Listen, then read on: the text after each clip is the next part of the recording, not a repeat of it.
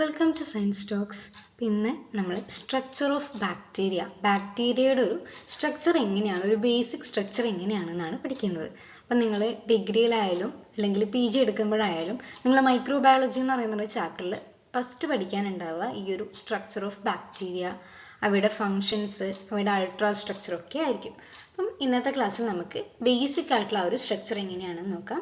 അതിനു മുന്നേ ആദ്യമായിട്ടാണ് എൻ്റെ ചാനൽ കാണുന്നതെങ്കിൽ ചാനൽ സബ്സ്ക്രൈബ് ചെയ്യുക. ഈ ഒരു ബോട്ടണി റിലേറ്റഡ് ആയിട്ടുള്ള എല്ലാ ടോപ്പിക്സും ഇടുന്നതായിരിക്കും. അപ്പോൾ നമുക്ക് ക്ലാസ്സിലോട്ട് പോകാം. സ്ട്രക്ചർ ഓഫ് DNA എന്ന് പറയുമ്പോൾ നമ്മൾ മെയിൻലി പഠിക്കാനുള്ളത് ഈ ഒരു 7 എണ്ണമാണ്. ഏത്? Cell wall, cell membrane, cytoplasm, ribosomes, genetic material അല്ലെ DNA ആണ് എപ്പോഴും ബാക്ടീരിയയിൽ ഉള്ളത്, ഫ്ലജല്ല ആൻഡ് പിലി, ക്യാപ്സ്യൂൾ.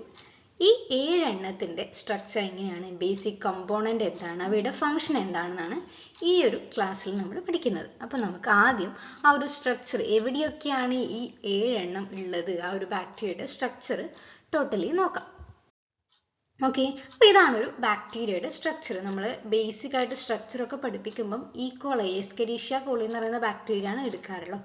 അപ്പോൾ ഈ ഒരു ബാക്ടീരിയൻ്റെ അകത്തുള്ള സ്ട്രക്ചർ നമുക്ക് ഓരോന്നോരോന്ന് നോക്കാം. ആദ്യം ഏതാ? Cell wall. ഓക്കെ, അപ്പോൾ സെൽ വോൾ ആണ് ഫസ്റ്റ് വൺ. ഇതിൽ സെൽ വോൾ എന്ന് പറയുന്നത് ഏതായിരിക്കും? ഇതായിരിക്കും സെൽ വോൾ കേട്ടോ. ബ്ലാക്ക് എടുക്കാം.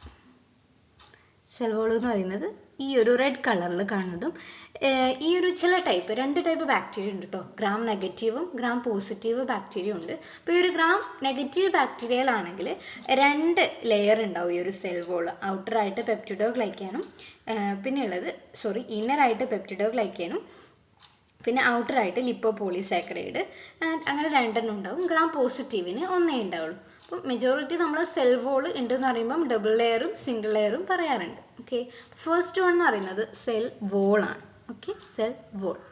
ഇനി രണ്ടാമത്തത് ഏതാ? പ്ലാസ്മ മെംബ്രെയിൻ അല്ലെങ്കിൽ സെൽ മെംബ്രെയിൻ എന്നും കൂടി നമ്മൾ പറയും അല്ലേ. ഒരു പ്ലാസ്മ മെംബ്രെയിൻ എന്ന് പറയുമ്പോൾ എന്താ? നമ്മൾ സൈറ്റോപ്ലാസത്തിനെ പൊതിഞ്ഞ് സംരക്ഷിക്കുന്ന ആ ഒരു ലെയറിനെയാണ് പ്ലാസ്മ മെംബ്രെയിൻ എന്ന് പറയുന്നത്. അപ്പോൾ ഇവിടെ ഒരു ഗ്രീനിഷ് കളറിൽ കാണുന്നുണ്ടല്ലോ, ആ ഒരു ഗ്രീനിഷ് കളറിൽ കാണുന്നതിനെയാണ് നമ്മൾ പ്ലാസ്മ മെംബ്രെയിൻ എന്ന് പറയുന്നത്. ഓക്കെ, ഒന്ന് സെൽ വോൾ, 2 പ്ലാസ്മ മെംബ്രെയിൻ. മൂന്നാമത്തത് സൈറ്റോപ്ലാസം. ഇപ്പോൾ എല്ലാവർക്കും അറിയുന്നതായിരിക്കും, നമ്മളുടെ ഈ ഒരു സെല്ലിൻ്റെ സ്ട്രക്ചർ പഠിക്കുമ്പം സെല്ലിനുള്ളിലുള്ള ഒരു മെട്രിക്സ്, ഒരു ജെൽ ലൈക്ക് സബ്സ്റ്റൻസ് കാണുന്നതിനെയാണ് നമ്മൾ ഒരു വെള്ളം പോലെയുള്ള ആ ഒരു ദ്രാവക ഭാഗത്തെയാണ്, ഫ്ലൂയിഡ് ഫിൽഡ് ക്യാവിറ്റിനെയാണ് സൈറ്റോപ്ലാസം എന്ന് പറയുന്നത്. ഈ ഒരു ബ്ലൂ കളറിലുള്ളതാണ് സൈറ്റോപ്ലാസം. Next one DNA. നമ്മളുടെ ബാക്ടീരിയയിലുള്ള ജനറ്റിക് മെറ്റീരിയൽ ആണ് DNA. അപ്പോൾ ഈ ഒരു സ്ഥലത്തിന് നമ്മൾ ന്യൂക്ലിയോയിഡ് എന്നാണ് പറയുന്നത്. അതായത് ഈ ഒരു DNA കോയിൽ ചെയ്ത് കാണുന്ന, ഈ ചുരുണ്ട് കാണുന്ന ആ ഒരു പോർഷൻ മൊത്തത്തിൽ നമ്മൾ ന്യൂക്ലിയോയിഡ് എന്നാണ് പറയുക. അപ്പോൾ ബാക്ടീരിയയിൽ DNA ആണ് ജനറ്റിക് മെറ്റീരിയൽ ആയിട്ട് കാണുന്നത്. Okay, DNA. നെക്സ്റ്റ് വൺ എന്ന് പറയുന്നത്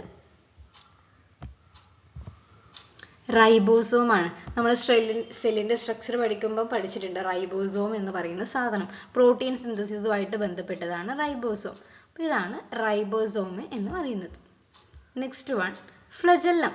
നമ്മൾ സിംഗുലറായിട്ട് ഫ്ലജെല്ലം എന്നും കുറേ എണ്ണത്തിന് ഫ്ലജെല്ല എന്നുമാണ് റെപ്രസെൻ്റ് ചെയ്യുന്നത്. ഈ ഒരു ഗ്രീൻ കളർ വിപ്ലാഷ് ആയിട്ട് കാണുന്ന ഈ ഒരു പോർഷനെയാണ് ഫ്ലജെല്ലം എന്ന് പറയുന്നത്, മൂവ്മെൻറ്റിനൊക്കെ സഹായിക്കുന്നത്.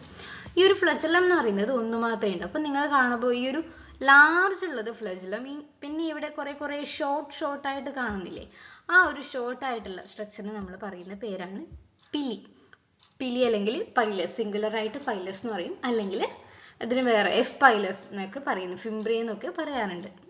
ഓക്കെ, അപ്പോൾ ഈ ഒരു ഷോർട്ട് ആയിട്ടുള്ളതാണ് എന്ത്? പിലി.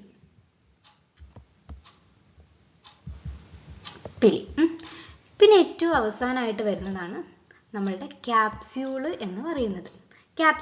ക്യാപ്സ്യൂൾ എന്ന് പറയുമ്പോൾ ബാക്ടീരിയയുടെ പുറമേ കാണുന്ന എല്ലാ ബാക്ടീരിയയും ഇല്ല, ചില ബാക്ടീരിയസിൽ മാത്രമേ ഈ ഒരു ക്യാപ്സ്യൂൾ കാണുന്നുള്ളൂ. നമ്മൾ സ്ലൈം ലെയർ എന്നൊക്കെ പറയും, ഒരു മ്യൂസിലേജ് ആയിട്ടുള്ള കവറിങ് ആണ് പ്രൊട്ടക്ഷന് വേണ്ടിയിട്ട്. അപ്പോൾ ഇതാണ് ഈ ഒരു ബാക്ടീരിയയുടെ ബേസിക് ആയിട്ടുള്ള സ്ട്രക്ചർ. ഇപ്പോൾ സെൽ വോൾ ഡബിൾ ആകാം, സിംഗിൾ ആകാം. പിന്നെ ഉള്ളത് പ്ലാസ്മ മെംബ്രെയിൻ ആണ്, ദെൻ സൈറ്റോപ്ലാസം, പിന്നെ DNA ജനറ്റിക് മെറ്റീരിയൽ DNA ആണ്, അത് കാണുന്ന സ്ഥലമാണ് ന്യൂക്ലിയോയിഡ്, പിന്നെ പ്രോട്ടീൻ സിന്തസിസ് റൈബോസോം, പിന്നെ ഉള്ളത് ഫ്ലജെല്ലം മൂവ്മെൻറ്റ്, പൈലസ്, പിന്നെ ക്യാപ്സ്യൂൾ. ഇതാണ് ബാക്ടീരിയയുടെ ബേസിക് ആയിട്ടുള്ള സ്ട്രക്ചർ.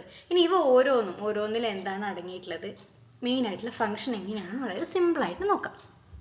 ഓക്കെ, അപ്പം ഇതാണ് ഒന്നാമത്തേത്. ഏതാ? Cell wall. ഇതാ ഇവിടെ കൊടുത്തേക്കുന്ന ഈ എറോ മാർക്ക് അതാണ് സെൽ വോൾ. സി എന്ന് ഞാൻ റിപ്രസെന്റ് ചെയ്തിട്ടുണ്ട്, അതാണ് സെൽ വോൾ. ഈ ഒരു സെൽ വോൾ എന്ന് പറയുമ്പം ഔട്ടർ ലെയർ ആണ്, റിജിഡ് ആയിട്ടുള്ള ഔട്ടർ ലെയർ ആണ്.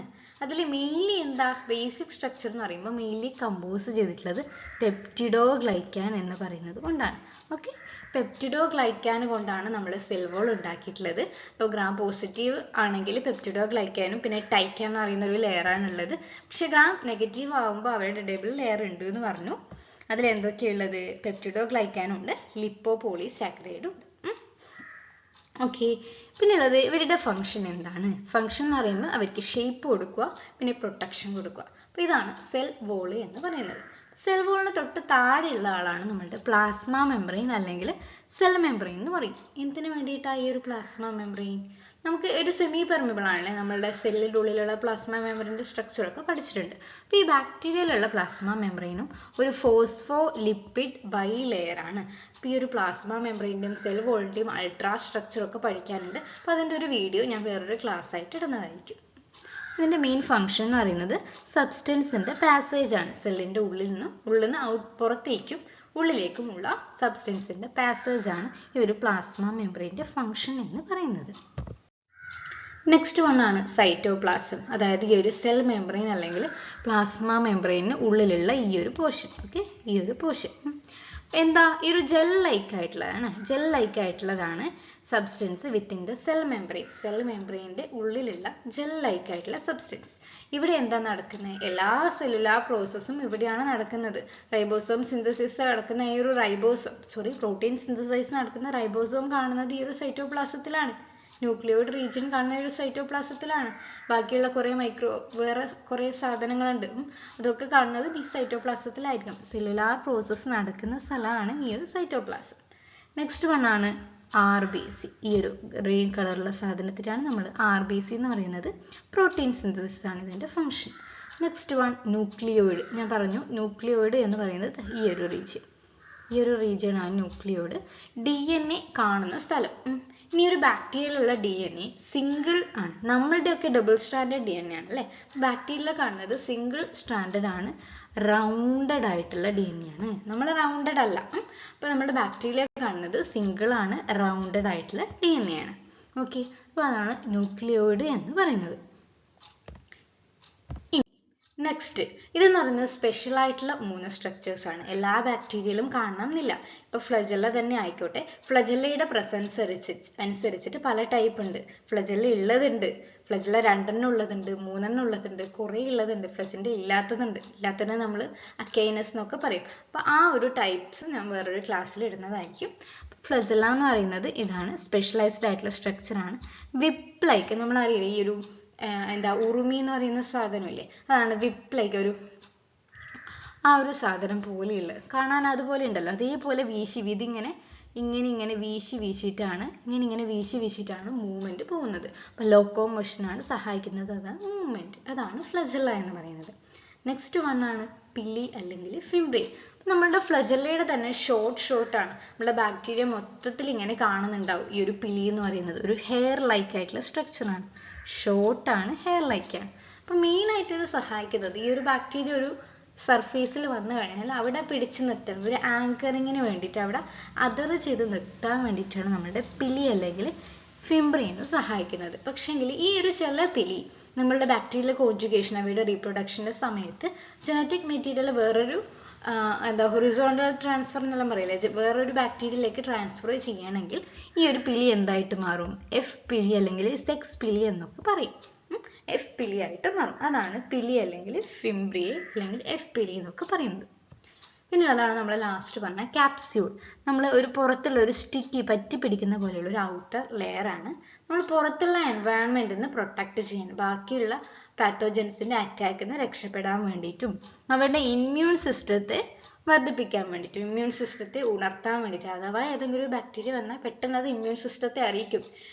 ബാക്ടീരിയ അല്ല, വേറെ ഏതെങ്കിലും ബാക്ടീരിയനെ അറ്റാക്ക് ചെയ്യുന്ന സാധനങ്ങൾ വന്നാൽ ഇത്രയൊക്കെയാണ് നമ്മുടെ ബാക്ടീരിയയുടെ ഒരു ബേസിക് ആയിട്ടുള്ള സ്ട്രക്ചർ എന്ന് പറയുന്നത്. ഇതിലുള്ള സെൽ വാളിൻ്റെയും പ്ലാസ്മ മെംബ്രെയിൻ്റെയും ഫ്ലജെല്ലയുടെയും ഒക്കെ അൾട്രാ സ്ട്രക്ചർ അടുത്ത വീഡിയോകളിലായിട്ട് ഇടുന്നതായിരിക്കും. അപ്പോൾ ഇത്രയേ ഉള്ളൂ ഇന്നത്തെ ക്ലാസ്.